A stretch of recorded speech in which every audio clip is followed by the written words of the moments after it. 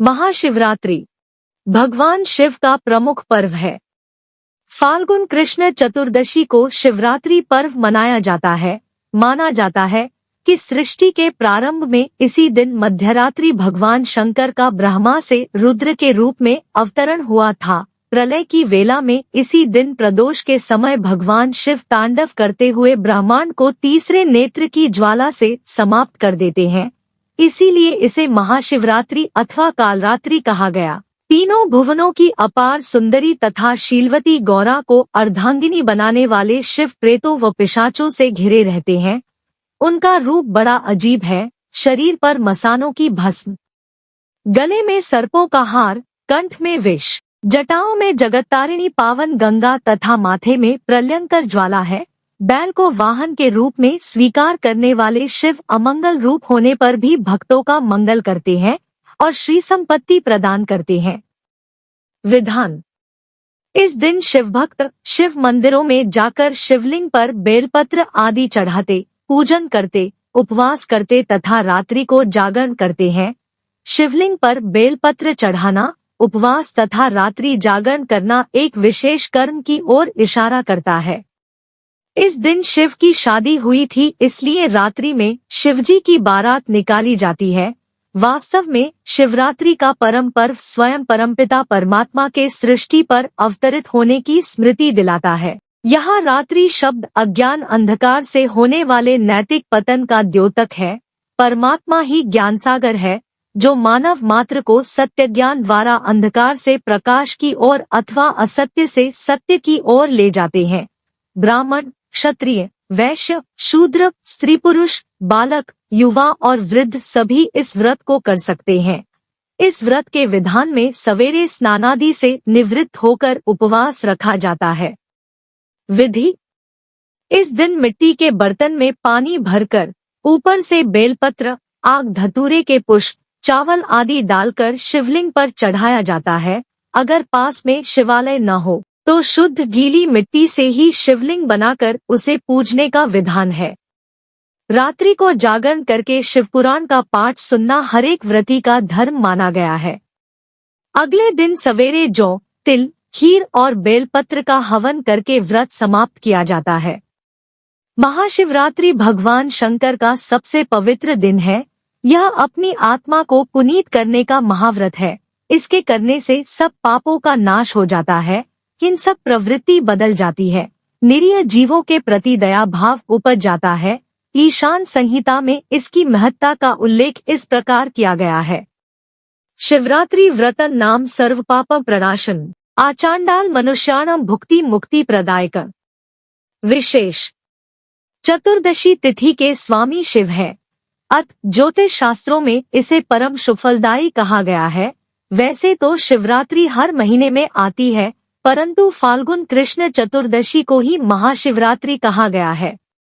ज्योतिषीय गणना के अनुसार सूर्य देव भी इस समय तक उत्तरायण में आ चुके होते हैं तथा ऋतु परिवर्तन का यह समय अत्यंत शुभ कहा गया है। शिव का अर्थ है कल्याण। शिव सबका कल्याण करने वाले हैं। अत महाशिवरात्रि पर सरल उपाय करने से ही इच्छित सुख की प्राप्ति होती है।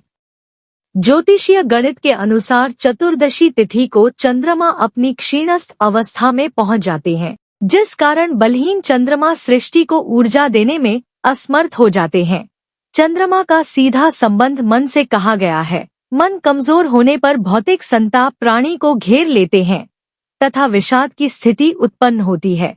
इससे कष्टों का सामना करना पड़ता है। चंद्रमा शिव के मस्तक पर सुशोभित है।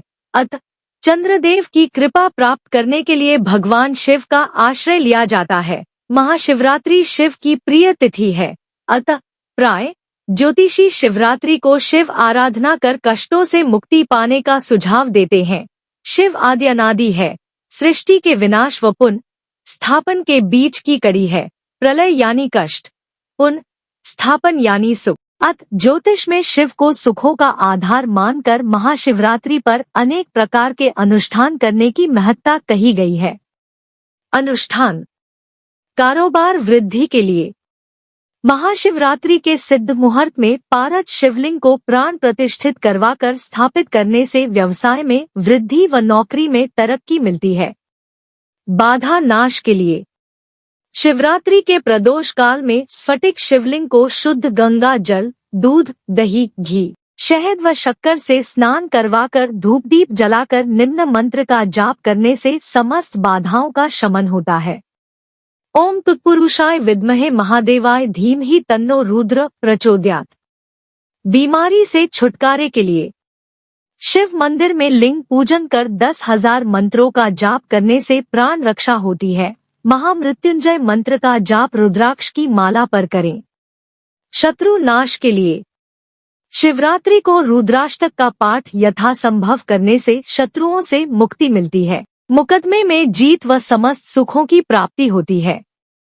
मोक्ष के लिए शिवरात्रि को एक मुखी रुद्राक्ष को गंगाजल से स्नान करवाकर धूप दीप दिखाकर तख्ते पर स्वच्छ कपड़ा बिछाकर स्थापित करें। शिव रूप रुद्राक्ष के सामने बैठकर 1.25 लाख मंत्र जप का संकल्प लेकर जाप आरंभ करें। जब शिवरात्रि के बाद भी जारी रखें। ओम नमः शिवाय।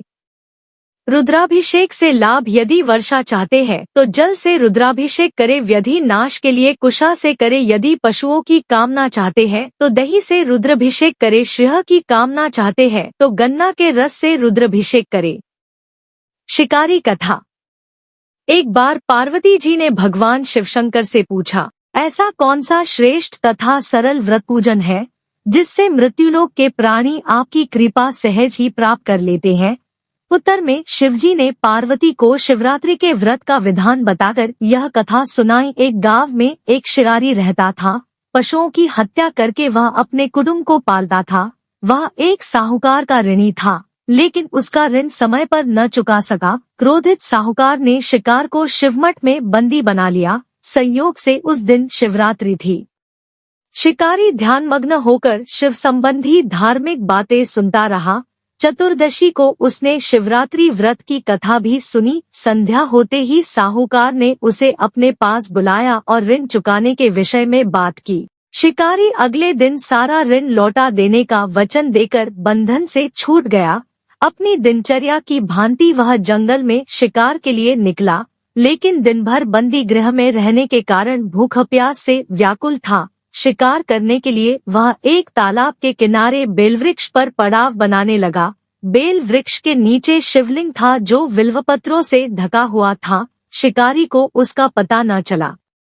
पड़ाव बनाते समय उसने जो टहनियां तोड़ी वे संयोग से शिवलिंग पर गिरी। इस प्रकार दिन भर भूखे प्यासे शिकारी का व्रत भी हो गया और शिवलिंग पर बेलपत्र भी चढ़ गए। एक पहर रात्रि बीत जाने पर एक गर्भिणी मृगी तालाब पर पानी पीने पहुंची। शिकारी ने धनुष पर तीर चढ़ाकर जो ही प्रत्यंचा खींची। मृगी बोली, मैं गर्भिणी हूँ, शीघ्र ही प्रसव करूंगी। तुम एक साथ 2 जीवों की हत्या करोगे, जो ठीक नहीं है। मैं बच्चे को जन्म देकर शीघ्र ही तुम्हारे समक्ष प्रस्तुत हो जाऊंगी, तब मार लेना। शिकारी ने प्रत्यंचा ढीली कर दी और मृगी जंगली झाड़ियों में लुप्त हो गई। कुछ ही देर बाद एक और मृगी उधर से निकली। शिकारी की प्रसन्नता का ठिकाना न रहा। समीप आने पर उसने धनुष पर बाण चढ़ाया। तब उसे देख मृगी ने विनम्रता पूर्वक निवेदन किया, हे पारधी, मैं थोड़ी देर पहले ऋतु से निवृत्त हुई हूँ, कामातुर विरहिणी हूँ, अपने प्रिय की खोज में भटक रही हूँ। मैं अपने पति से मिलकर शीघ्र ही तुम्हारे पास आ जाऊंगी। शिकारी ने उसे भी जाने दिया। 2 बार शिकार को खोकर उसका माथा ठनका। वह चिंता में पड़ गया। रात्रि का आखिरी पहर बीत रहा था। तभी एक अन्य मृगी अपने बच्चों के साथ उधर से निकली। शिकारी के लिए यह स्वर्णिम अवसर था। उसने धनुष पर तीर चढ़ाने में देर नहीं लगाई। वह तीर छोड़ने ही वाला था कि मृगी बोली, हे पारधी, मैं इन बच्चों को इनके पिता के हवाले करके लौट आऊंगी। इस समय मुझे मत मारो। शिकारी हंसा और बोला, सामने आए शिकार को छोड़ दूं, मैं ऐसा मूर्ख नहीं। इससे पहले मैं 2 बार अपना शिकार खो चुका हूँ। मेरे बच्चे भूख प्यास से तड़फ रहे होंगे। उत्तर में मृगी ने फिर कहा, जैसे तुम्हें अपने बच्चों की ममता सता रही है, ठीक वैसे ही मुझे भी। इसलिए सिर्फ बच्चों के नाम पर मैं थोड़ी देर के लिए जीवन दान मांग रही हूँ। हे पारधी, मेरा विश्वास कर, मैं इन्हें इनके पिता के पास छोड़कर तुरंत लौटने की प्रतिज्ञा करती हूँ। मृगी का दीन स्वर सुनकर शिकारी को उस पर दया आ गई। उसने उस मृगी को भी जाने दिया। शिकार के अभाव में बेलवृक्ष पर बैठा शिकारी बेलपत्र तोड़ तोड़ कर नीचे फेंकता जा रहा था। पौ फटने को हुई तो एक हृष्टपुष्ट मृग उसी रास्ते पर आया। शिकारी ने सोच लिया कि इसका शिकार वह अवश्य करेगा। शिकारी की तनी प्रत्यंचा देखकर मृग विनीत स्वर में बोला, हे पारधी भाई, यदि तुमने मुझसे पूर्व आने वाली 3 मृगियों तथा छोटे छोटे बच्चों को मार डाला है, तो मुझे भी मारने में विलंब न करो, ताकि मुझे उनके वियोग में एक क्षण भी दुख न सहना पड़े। मैं उन मृगियों का पति हूँ। यदि तुमने उन्हें जीवन दान दिया है तो मुझे भी कुछ क्षण का जीवन देने की कृपा करो। मैं उनसे मिलकर तुम्हारे समक्ष उपस्थित हो जाऊंगा। मृग की बात सुनते ही शिकारी के सामने पूरी रात का घटनाचक्र घूम गया। उसने सारी कथा मृग को सुना दी। तब मृग ने कहा, मेरी तीनों पत्नियां जिस प्रकार प्रतिज्ञाबद्ध होकर गई हैं, मेरी मृत्यु से अपने धर्म का पालन नहीं कर पाएंगी। अतः जैसे तुमने उन्हें विश्वासपात्र मानकर छोड़ा है, वैसे ही मुझे भी जाने दो। मैं उन सबके साथ तुम्हारे सामने शीघ्र ही उपस्थित होता हूँ। उपवास, रात्रि जागरण तथा शिवलिंग पर बेलपत्र चढ़ने से शिकारी का हिंसक हृदय निर्मल हो गया था। उसमें भगवत शक्ति का वास हो गया था। धनुष तथा बाण उसके हाथ से सहज ही छूट गया। भगवान शिव की अनुकंपा से उसका हिंसक हृदय कारुणिक भावों से भर गया। वह अपने अतीत के कर्मों को याद करके पश्चाताप की ज्वाला में जलने लगा। थोड़ी ही देर बाद वह मृग सपरिवार शिकारी के समक्ष उपस्थित हो गया, ताकि वह उनका शिकार कर सके। किंतु जंगली पशुओं की ऐसी सत्यता, सात्विकता एवं सामूहिक प्रेम भावना देखकर शिकारी को बड़ी ग्लानि हुई। उसके नेत्रों से आंसुओं की झड़ी लग गई। उस मृग परिवार को न मारकर शिकारी ने अपने कठोर हृदय को जीव हिंसा से हटा सदा के लिए कोमल एवं दयालु बना लिया। देवलोक से समस्त देव समाज भी इस घटना को देख रहे थे। घटना की परिणति होते ही देवी देवताओं ने पुष्पवर्षा की। तब शिकारी तथा मृग परिवार मोक्ष को प्राप्त हुए। अभिषेक, भगवान शिव का अभिषेक अनेकों प्रकार से किया जाता है। जलाभिषेक जल से और दुग्धाभिषेक दूध से। आयोजन अनुष्ठान मेला। महाशिवरात्रि के अवसर पर काठमांडू के पशुपतिनाथ के मंदिर पर भक्तजन का भीड़ लगता है। इस अवसर पर भारत लगायत विश्व के विभिन्न स्थानों से जोगी, योगी एवं भक्तजन इस मंदिर पर आते हैं।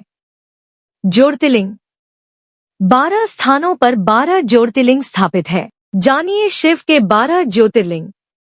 1. सोमनाथ, यह शिवलिंग गुजरात के काठियावाड़ में स्थापित है। 2. श्रीशैल मल्लिकार्जुन, मद्रास में कृष्णा नदी के किनारे पर्वत पर स्थापित है श्रीशैल मल्लिकार्जुन शिवलिंग। 3. महाकाल, उज्जैन के अवंती नगर में स्थापित महाकालेश्वर शिवलिंग, जहां शिवजी ने दैत्यों का नाश किया था। 4. ओंकारेश्वर, ममलेश्वर, मध्य प्रदेश के धार्मिक स्थल ओंकारेश्वर में नर्मदा तट पर पर्वतराज विंध्य की कठोर तपस्या से खुश होकर वरदाने देने हुए यहाँ प्रकट हुए थे शिवजी, जहाँ ममलेश्वर ज्योतिर्लिंग स्थापित हो गया। 5. नागेश्वर, गुजरात के द्वारकाधाम के निकट स्थापित नागेश्वर ज्योतिर्लिंग। 6. बैजनाथ, बिहार के बैद्यनाथ धाम में स्थापित शिवलिंग। 7. भीमशंकर, महाराष्ट्र की भीमा नदी के किनारे स्थापित भीमशंकर ज्योतिर्लिंग। 8. त्र्यंबकेश्वर, नासिक, महाराष्ट्र से 25 किलोमीटर दूर त्र्यंबकेश्वर में स्थापित ज्योतिर्लिंग। 9. घुमेश्वर, महाराष्ट्र के औरंगाबाद जिले में एलोरा गुफा के समीप वेसल गांव में स्थापित घुमेश्वर ज्योतिर्लिंग। 10. केदारनाथ, हिमालय का दुर्गम केदारनाथ ज्योतिर्लिंग हरिद्वार से 150 पर मील दूरी पर स्थित है। 11. विश्वनाथ, बनारस के काशी विश्वनाथ मंदिर में स्थापित विश्वनाथ ज्योतिर्लिंग। 12. रामेश्वरम, त्रिचनापल्ली, मद्रास, समुद्र तट पर भगवान श्रीराम द्वारा स्थापित रामेश्वरम ज्योतिर्लिंग। ओम नमः शिवाय। वीडियो अच्छी लगी हो तो प्लीज लाइक एंड शेयर, और अगर आप चैनल पे नए हैं तो सब्सक्राइब जरूर कर लें।